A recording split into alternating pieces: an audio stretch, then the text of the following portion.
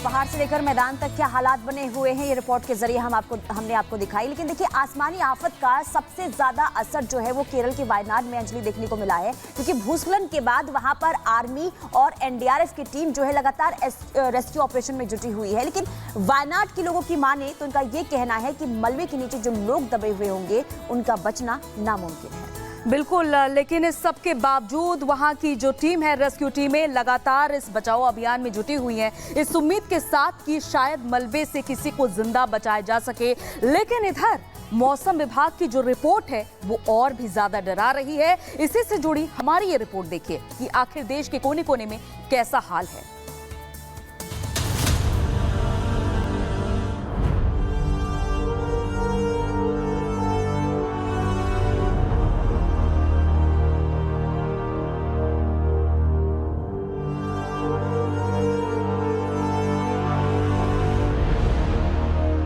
केरल के वायनाड में कुदरती प्रहार के बाद की ये तस्वीरें हैं, जहां कुदरत की विनाश लीला ने वायनाड को झकझोर कर रख दिया। हालात अब भी बेहद चुनौतीपूर्ण हैं। कई इलाके मलबे में तब्दील हो चुके हैं। हर तरफ आंसुओं का झरना है, मातम पसरा है। सन्नाटे में सिर्फ सिसकियां सुनाई पड़ रही हैं। मातम और अपनों को ढूंढते बदहवास चेहरों के बीच आर्मी, नेवी और एयरफोर्स के साथ एनडीआरएफ और एसडीआरएफ के जवान दिन रात लोगों का रेस्क्यू कर रहे हैं। रेस्क्यू टीमें लगातार मलबा हटा रही हैं। मलबे के नीचे दबे लोगों के शव मिल रहे हैं। मरने वालों की तादाद 200 के पार हो चुकी है। इस आपदा में 200 से ज्यादा लोग घायल हुए हैं। 2 दिन में करीब 1500 लोगों का रेस्क्यू किया गया है। 700 से ज्यादा लोग शरणार्थी कैंप पर रखे गए हैं। 82 राहत शिविरों में करीब 8000 लोग शिफ्ट किए गए हैं। आज का सच यही है कि वायनाड में जहां जहां प्रकृति का कहर बरपा, वहां सिर्फ बर्बादी के निशान दिख रहे हैं। लेकिन अपनों को तलाश रहे लोगों की आस अब भी जिंदा है। उम्मीद है कि देवदूत बनकर आए सेना के जवान मलबा चीरकर उनके अपनों को सुरक्षित निकाल लेंगे। केरल के वायनाड में तबाही की तस्वीरें जो सामने आई, उससे हर कोई परेशान है।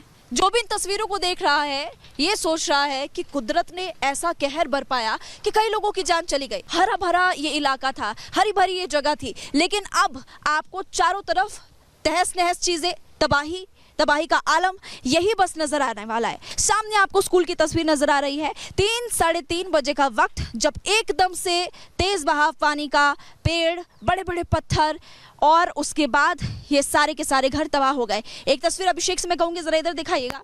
और इस वक्त देखिए यहाँ पर मैं खड़ी हूँ, मेरे ठीक सामने आपको जूम करके वो वाली तस्वीर अगर आप देखेंगे तो कुछ कपड़े जो है वो टंगे हुए नजर आ रहे हैं। कपड़े टंगे हुए हैं। यहाँ पर एक घर था, लेकिन वो पूरा का पूरा घर ही तबाह हो गया। पूरा का पूरा घर पानी के तेज बहाव में बह गया। रह क्या गया है वहां पर? रह गई है तो बस एक बेसमेंट। इस बीच खतरा टला नहीं है, क्योंकि वायनाड में कुदरत का आक्रोश अब जारी है। लगातार हो रही बारिश रेस्क्यू ऑपरेशन में परेशानियां खड़ी कर रही हैं। तो वहीं मौसम विभाग ने फिर से वायनाड में बारिश का रेड अलर्ट जारी किया है। डिजास्टर मैनेजमेंट टीम ने फिर से कुछ जगहों पर लैंडस्लाइड का खतरा भी जताया है। Bureau report, Republic Bharat.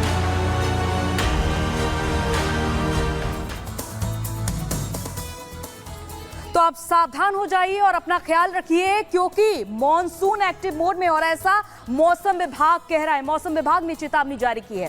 अब इन राज्यों में रेड अलर्ट घोषित किया गया है और इन राज्यों में ऑरेंज अलर्ट घोषित किया गया है, यानी कि हिमाचल प्रदेश, उत्तराखंड, केरल, तटीय कर्नाटक, मध्य महाराष्ट्र और orange alert Madhya Pradesh, Goa, Delhi NCR और तटीय कर्नाटक। अब समझिए कि दिल्ली में एक दिन में 100 mm बारिश हुई, जो कि पूरे महीने में होती है। तो इससे आप समझिए कि जब यहाँ पर ऑरेंज अलर्ट जारी किया गया है तो यहाँ के क्या हाल होंगे। वायनाड की तस्वीर आप देख ही रहे हैं कि किस तरह से मॉनसून ने सैकड़ों जिंदगियां ले ली है। और जो अलग अलग राज्यों में लोग रह रहे हैं, जहां पर रेड अलर्ट जारी किया गया है, वहां के लोगों को खास तौर पर अपना ख्याल रखने की जरूरत है। और साथ ही साथ जहां पर ऑरेंज अलर्ट जारी किया गया है, वहां पर भी किस तरह से पानी भर रहा है, सड़कें लबालब हो चुकी है, वो भी तस्वीर आप खुद देख रहे हैं। और फिलहाल आप पुनीता का रुख कर लेते हैं, उनके पास कुछ बड़ी खबर आ रही है। चलिए अब बात कर लेते हैं वायनाड के विश्वकर्मा की। जी हाँ, देखिए वायनाड में जिस तरीके से भूस्खलन आया और इसके बाद अब वहां पर जो है मौत का आंकड़ा लगातार बढ़ता हुआ नजर आ रहा है। 200 के पार जो है मौत का आंकड़ा पहुंच चुका है।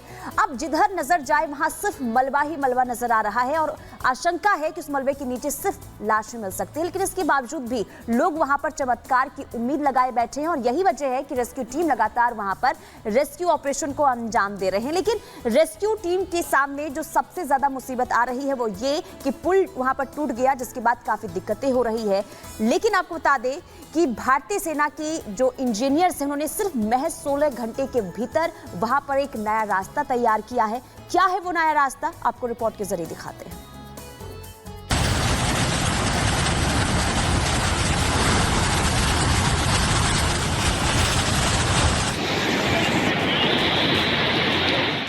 वायनाड में तेज बारिश के बाद हुए लैंडस्लाइड में मरने वालों की तादाद 200 से ज्यादा हो गई है। एनडीआरएफ, एसडीआरएफ और सेना के जवानों ने मिलकर वहां सैकड़ों लोगों की जिंदगियां बचाई हैं, लेकिन अब भी वहां बड़ी तादाद में लोग लापता हैं। उस पर वहां मौसम का रुख ऐसा है कि वहां बचाव और खोजी ऑपरेशन को जारी रखना एक बड़ी चुनौती बनी हुई है। लेकिन इसके बीच वहां भारतीय सेना ने चुरलमाला और मुंडाकई को जोड़ने वाली बेली ब्रिज का निर्माण महज 24 घंटे के अंदर पूरा करके एक नया रिकॉर्ड बना दिया है। 190 फीट लंबे इस पुल का निर्माण हो जाने के बाद अब यहां चल रहे बचाव और खोजी अभियान को गति मिलेगी। जानकारी के मुताबिक सेना ने 190 फीट लंबे पुल का निर्माण महज 16 घंटे में किया है। सेना की मद्रास इंजीनियरिंग टीम ने 31 जुलाई को रात 9 बजे काम शुरू किया। 1 अगस्त को सेना के इंजीनियर्स ने शाम 5:30 बजे पुल का निर्माण पूरा कर लिया। सेना के मुताबिक इस बेली ब्रिज का निर्माण फौलादी स्टील से हुआ है और ये 24 टन तक का भार ढो सकता है। आपको बता दें कि वायनाड में हुए भूस्खलन के बाद इस पुल की अहमियत बहुत ज्यादा बढ़ गई है, क्योंकि चुरलमाला और मुंडाकई को जोड़ने वाले इस पुल के निर्माण के बाद अब यहाँ चल रही खोजी अभियान को तेज गति मिल सकेगी, क्योंकि भारी पत्थरों के नीचे अभी यहाँ सैकड़ों लोगों के दबे होने की आशंका है।